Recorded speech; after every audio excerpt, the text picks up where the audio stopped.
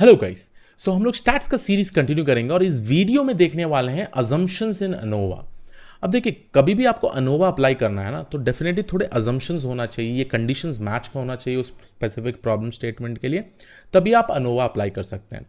जैसे अगर मैं कुछ एग्जांपल दूं, जैसे जेड टेस्ट और टी टेस्ट में जब भी हम अप्लाई करते थे, हम अज्यूम करते थे कि हमारा जो सैम्पल डिस्ट्रीब्यूशन होगा वो नॉर्मली डिस्ट्रीब्यूशन होगा।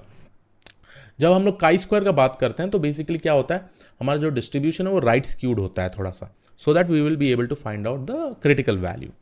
ऐसे ही बहुत सारे अजम्पशंस अनोवा में होते हैं, इसलिए ये जो स्टैटिस्टिकल एनालिसिस है ना, आई फील दैट ये सबसे difficult statistical analysis when compare to others. यहाँ पे मल्टीपल ग्रुप ऑफ डेटा भी है और बहुत सारे अजम्पशंस भी हैं, बहुत सारे मैं बोलूँगा 3 से 4 डिफरेंट टाइप्स ऑफ अजम्पशंस हैं, उसके बारे में समझते हैं इस वीडियो में। ठीक है, तो पहला अजम्पशंस जो अनोवा का होता है, यहाँ पे हम लोग बोलते हैं इसको normality of sampling distribution of means. Distribution of means, ठीक है।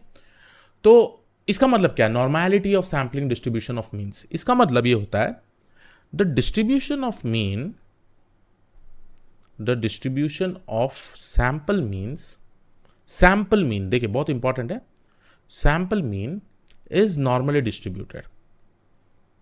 ठीक है, और जैसे आप सैंपल मीन के बारे में सुनते हैं तो ऑब्वियसली आपको वो याद आता है सेंट्रल लिमिट थ्योरम का। ठीक है, तो ये पहला condition, normality of sampling distribution of means, ये बेसिकली आपका नॉर्मली डिस्ट्रीब्यूटेड होना चाहिए। सेकेंड कंडीशन, ठीक है, एब्सेंस ऑफ आउटलायर्स। ये बहुत ही इंपॉर्टेंट चीज है गाइस। तो आपके जो डेटा में बेसिकली आउटलायर्स नहीं होना चाहिए। ठीक है, तो जब हम बात करते हैं इसका एब्सेंस ऑफ आउटलायर्स का, देखिए एब्सेंस ऑफ आउटलायर्स, इसका मतलब यह है अगर आपके डेटा सेट में आउटलायर है, so outlying scores need to be removed, need to be removed from the data set. अगर आपके पास आउटलायर्स है, डेफिनेटली आप रिमूव करिए, तभी आप अनोवा अप्लाई कर पाएंगे। ठीक है, remove from data set, perfect. ठीक है, अब थर्ड वाले पॉइंट में जाते हैं जिसको हम लोग बोलते हैं homogeneity of variance. Homogeneity of variance, इसका मतलब क्या है, बहुत ही इंपॉर्टेंट पॉइंट है गाइस। ठीक है, होमोजीनिटी ऑफ वेरिएंस के मतलब क्या है? देखिए होमोजीनस, होमोजीनस मतलब सिमिलर। ठीक है, इसका मतलब ये होता है each one of the population जो लेवल में है, right, it should have same variance. जो लेवल्स में, मैं फैक्टर का बात नहीं कर रहा हूं, फैक्टर के अंदर मल्टीपल लेवल्स होता है। तो इन शॉर्ट इसका कंडीशन ऐसे होता है, see your sigma 1 square should be equal to sigma 2 square should be equal to sigma 3 square. ठीक है, जब मैं सिग्मा 1 बोल रहा हूं तो ये बेसिकली हमारा फर्स्ट लेवल का बेसिकली वेरिएंस है, ये सेकंड लेवल का वेरिएंस है, थर्ड लेवल का वेरिएंस, तो ये आपका इक्वल होना चाहिए। ठीक है, नहीं तो मैं इसको अलग स्टेटमेंट में भी ये ऐसे लिख सकता हूं, पॉपुलेशन वेरिएंस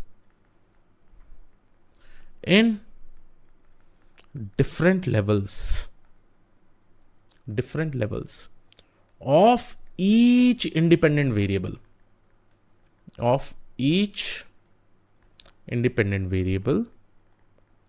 are equal। ठीक है, ये सबसे इंपॉर्टेंट।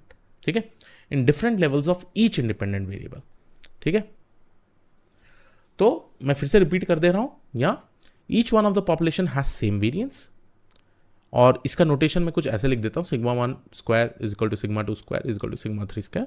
उसके अलावा मैं ये भी लिख दे रहा हूँ, population variance in different levels of each independent variables are equal. ठीक है, तो ये सारे कंडीशन, इसके अलावा एक बहुत ही इंपॉर्टेंट कंडीशन है और बहुत ही सिंपल कंडीशन है जिसको हम लोग बोलते हैं samples, fourth assumption, sample are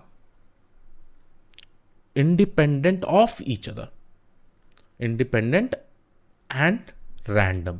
ठीक है, इंडिपेंडेंट मतलब एक सैंपल बेसिकली दूसरे सैंपल से इंडिपेंडेंट होना चाहिए and it should be random, randomly select होना चाहिए। ठीक है, तो ये बेसिक अजम्पशंस हैं अनोवा में। अगर ये अजम्पशन सेटिस्फाई होता है then definitely we can specifically apply ANOVA test. और आने वाले टाइम में ना, जब आप इंडिपेंडेंट में भी अगर कुछ कन्फ्यूजन है, इंडिपेंडेंट मतलब क्या है, मैं उसके बारे में बात करूंगा जब हम लोग टाइप्स ऑफ अनोवा के बारे में डिस्कस करेंगे। टेक्निक्स ऑफ अनोवा 2 हैं, जैसे हम लोग बोलते हैं 1 वे और 2 वे अनोवा।